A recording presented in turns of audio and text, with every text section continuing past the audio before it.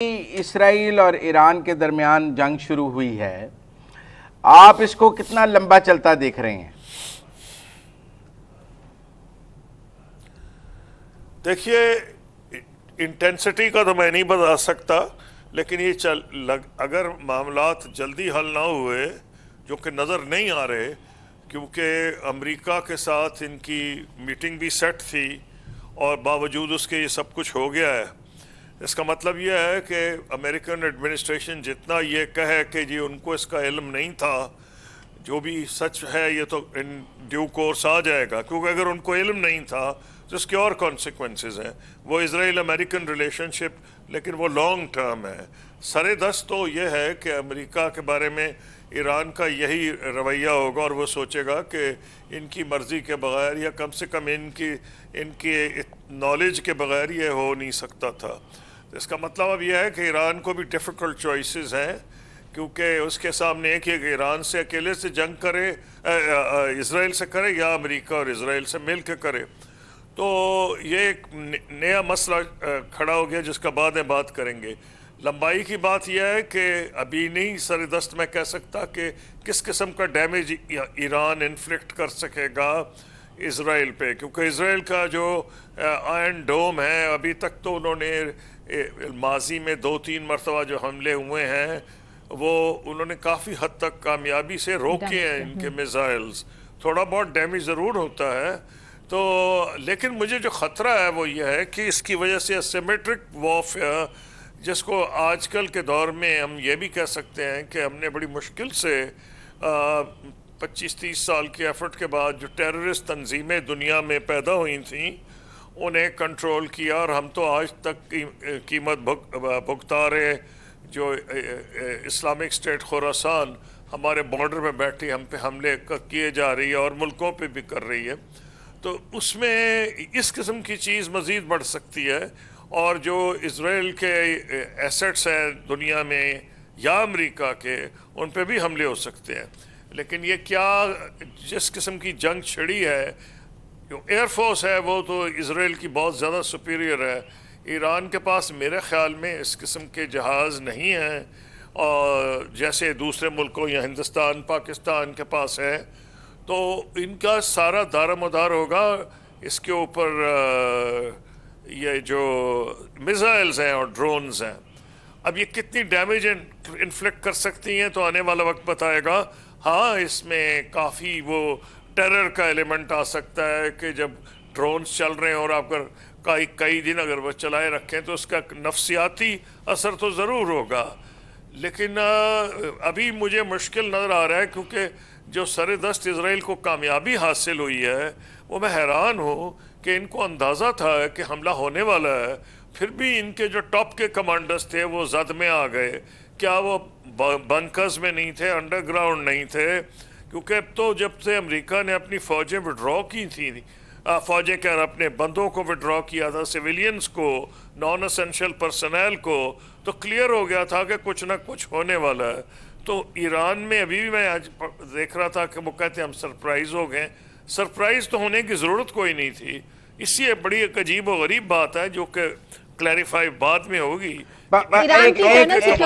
कसूरी साहब, एक राय ये है कि जिस तरह गजा पे 6 महीने से बमबारी हो रही है, जिस तरह हिजबुल्लाह पे बमबारी इसराइल करता रहता है, जैसे शाम में होती है, जैसे हुतियों पे होती रही, तो अब एक फ्री फॉल है ईरान पर बमबारी करना। उनका कोई एयर डिफेंस सिस्टम नहीं है, तो इसराइल 3 माह मुसलसल भी अपनी फ़ज़ाइया से बमबारी करता रहे तो ईरान रोक तो नहीं सकता, क्योंकि अगर आज 200 में से एक जहाज़ को भी नहीं रोका जा सका तो फिर आइंदा भी नहीं रोका जा सकता। इसमें एक चीज़ देखने वाली ये बात है कि ईरान में बड़ी सख्त टेम्पटेशन होगी कि वो न्यूक्लियर बॉम्ब बनाए।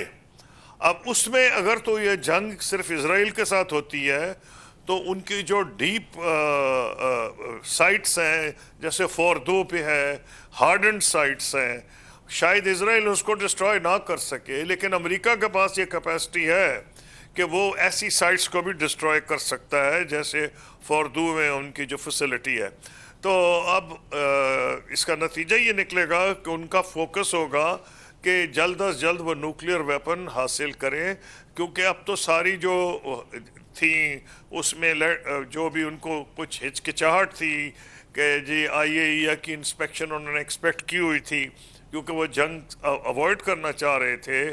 अब IAEA ने भी एक दिन पहले जब 2 दिन पहले ये कहा कि जी ये अपनी कमिटमेंट्स पूरी नहीं कर रहे, तो मेरा ख्याल है तो इसराइल को सिग्नल मिल गया कि जनाब ये शायद रेस कर रहे हैं बॉम्ब की तरफ, और इसलिए उसने बहुत जल्दी हमला किया।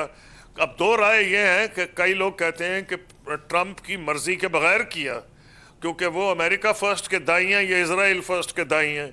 अगर ये बात ठीक है तो इसकी कीमत इसराइल को इन ड्यू कोर्स अदा करनी पड़ेगी, सरेदस्त नहीं। सरेदस्त जो ईरान पे हमले हो रहे हैं उस पर तो मैं आपसे एग्री कर रहा हूँ कि काफ़ी मुश्किल होगा, क्योंकि उनका एयर डिफेंस ऐसा नहीं है, लेकिन वो न्यूक्लियर वेपन बनाने की भी कोशिश करेंगे।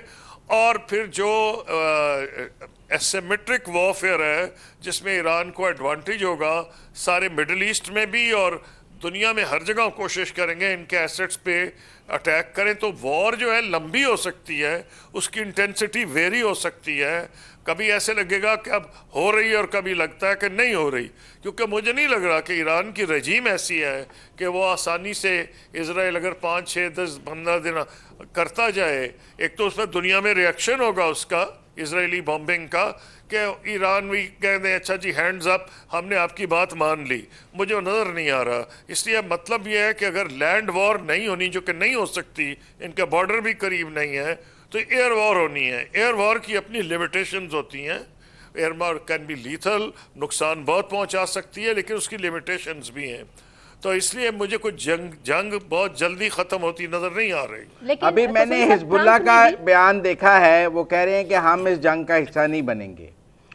एक राय है, हमास को वो डिसमेंटल कर चुके हैं, हिजबुल्लाह को बहुत हद तक नुकसान पहुंचा चुके हैं, हुसी जो हैं वो सुलह कर चुके हैं।